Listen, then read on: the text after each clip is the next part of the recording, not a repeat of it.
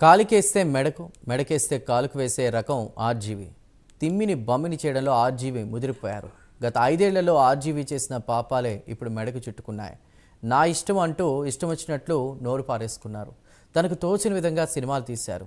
Yes నేనంటే నేనే అన్న విధంగా బరి తెగించి మరి సెటారికల్ సినిమాలు తీశారు. ఇప్పుడు సీన్ పూర్తిగా మారింది. ఆర్జీవి ఆట పోలీసుల వేటలా ఉంది. ఆర్జీవి తీసిన దౌడ్ సినిమాలా తయారైంది ఆయన పరిస్థితి.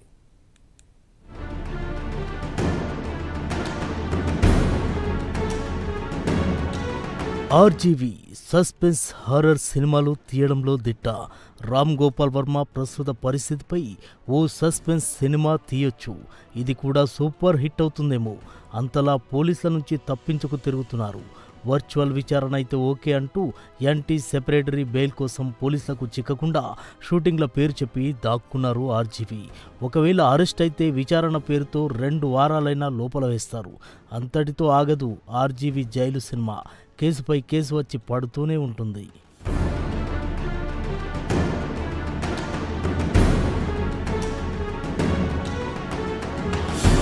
అసెంబ్లీ ఎన్నికలకు ముందు వ్యూహం సినిమా ప్రమోషన్లో టీడీపీ అధినేత చంద్రబాబు, జననేత అధినేత పవన్ కళ్యాణ్లపై సోషల్ మీడియాలో వారి వ్యక్తిత్వాలను కించపరిచేలా పోస్టులు పెట్టారని ప్రకాశం జిల్లా మద్దిపాడు పిఎస్లో కేసులు నమోదైంది.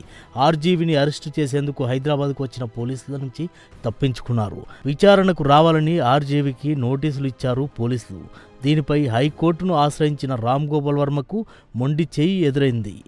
19న విచారణకు రావాలని ఆదేశించింది కోర్టు. 4 రోజులు టైం అడిగారు ఆర్జీవి. అయినా 25న కూడా విచారణకు హాజరు కాలేదు ఆర్జీవి.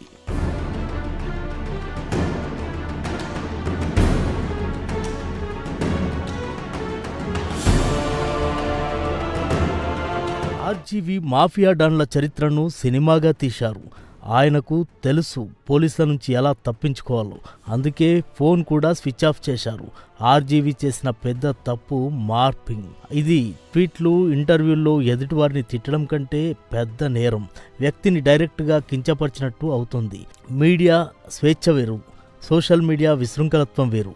స్వేచ్ఛ పేరుతో పోస్టులు పెట్టి ఆర్జీవి అడ్డంగా బుక్ అయ్యారు. ఆర్జీవిపై జనసేన పీకల దాకా కోపంతో ఉంది. టీడీపీలో కూడా కొందరు పెద్దలతో మంచి సంబంధాలున్న ఆర్జీవి ఆ విధంగానైనా అరెస్ట్ నుంచి, కేసుల నుంచి తప్పించుకుంటారేమో చూడాలి. ఆర్జీవి అరెస్టును తప్పించుకోవడానికి ఎలాంటి వ్యూహాన్ని పన్నాడో చూడాలి.